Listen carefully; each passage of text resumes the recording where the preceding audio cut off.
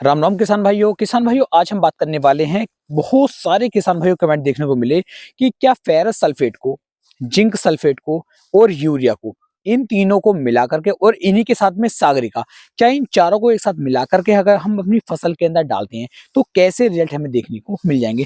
क्योंकि इस समय पर बहुत सारे किसान भाइयों ने क्या किया कि गेहूं की जो है लेट बुआई की है और गेहूं उनकी अच्छी बढ़वार नहीं कर पा रही है, अच्छी ग्रोथ देखने को नहीं मिल पा रही है। तो इसीलिए वे 3-4 खादों को एक साथ डालना चाह रहे हैं कि जिससे उनकी जो गेहूं की फसल है उसकी बढ़ोतरी अच्छी तरीके से हो सके। जैसा कि आप देख पा रहे हैं ये जो गेहूं है ये भी लगभग किसान भाइयों 45 दिन के आसपास की हो चुकी है, लेकिन बहुत अच्छी टिल्डिंग जो है इसके अंदर भी देखने को नहीं मिल रही है, बहुत अच्छे कल्ले इसके अंदर भी देखने को नहीं मिल रहे हैं।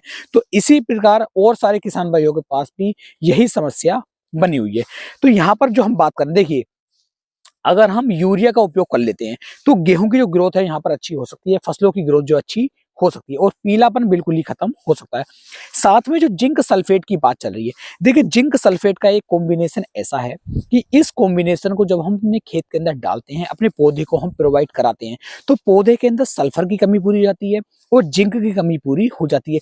जब जिंक और सल्फर की कमी पूरी होगी तो पौधा अच्छी टिल्डिंग करनी शुरू कर देता है, उसके अंदर कल्ले बनने शुरू हो जाते हैं और फसल का जो पीलापन है वो बिल्कुल ही खत्म हो जाता है। तो बहुत सारे लाभ जो हैं किसान भाइयों को अपनी फसल के ऊपर देखने को मिल जाते हैं। तो जिंक सल्फेट का आपको उपयोग करना चाहिए। इसकी यदि हम डोज की बात कर लें, इसकी मात्रा की बात कर लें, तो 5 से लेके 6 किलोग्राम जो 33% वाली जिंक सल्फेट आती है उसे हमें यूरिया के अंदर मिलाना चाहिए और यूरिया की मात्रा रखनी चाहिए 45 किलोग्राम प्रति एकड़ के हिसाब से। बात कर रहे थे किसान में जिंक सल्फेट सा था, जैसे हमारा मैग्नीशियम सल्फेट है। अब मैग्नीशियम सल्फेट अगर हम डालते हैं तो सल्फर उसके अंदर भी दिया गया है और मैग्नीशियम की मात्रा उसमें अलग से दी गई है।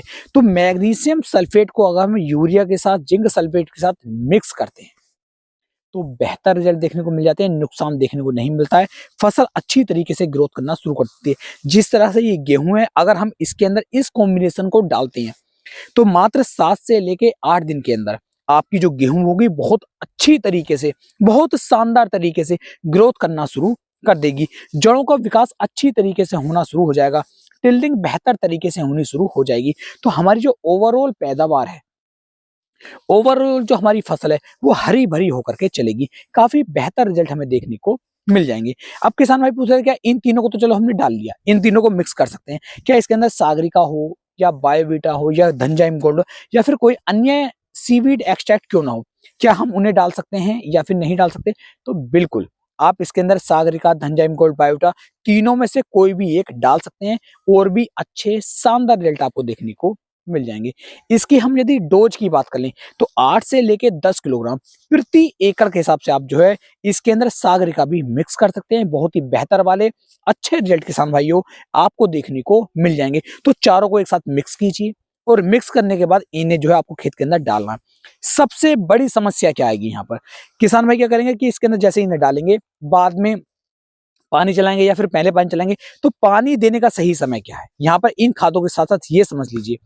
अगर मान लीजिए हमने जो है पहले पानी चला दिया और पानी चलाने के अगले दिन हमने ये खाद डाली, तो प्रॉपर वे में सही ढंग से ये जो खाद हैं ये हमारी गेहूं को नहीं मिल पाते हैं, हमारे पौधे को नहीं मिल पाते हैं, ये ऊपर पड़े रहते हैं और इनमें से कम 40 से 50% भाग तो उड़ जाता है, बेकार हो जाता है, जो हमारे पौधे को नहीं मिल पाता और हमारा पौधा अच्छी तरीके से ग्रोथ नहीं कर पाता है।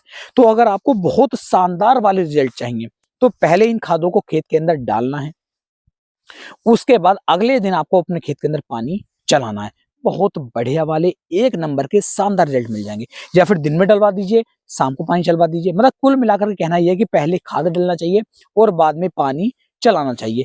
अगर आपको बहुत ही बढ़िया वाले शानदार रिजल्ट किसान भाइयों चाहिए, आप इस जो मैंने तरीका बताया इस प्रैक्टिकल को करके देख लीजिए। अगर रिजल्ट ना मिले तो मेरे चैनल को आप अनसब्सक्राइब कर दीजिएगा। बिल्कुल भी मैं ये नहीं कहूँ कि आप मेरी वीडियो देखिएगा, जो कार्य बताया जिस तरीके से बताया इस तरीके से आप चलते हैं, बेहतर रिजल्ट आपको देखने को मिल जाएंगे। ऐसी इंफॉर्मेटिव वीडियो के लिए आप हमारे फर्टिलाइजर एक्सपर्ट चैनल को फॉलो करना ना भूलें।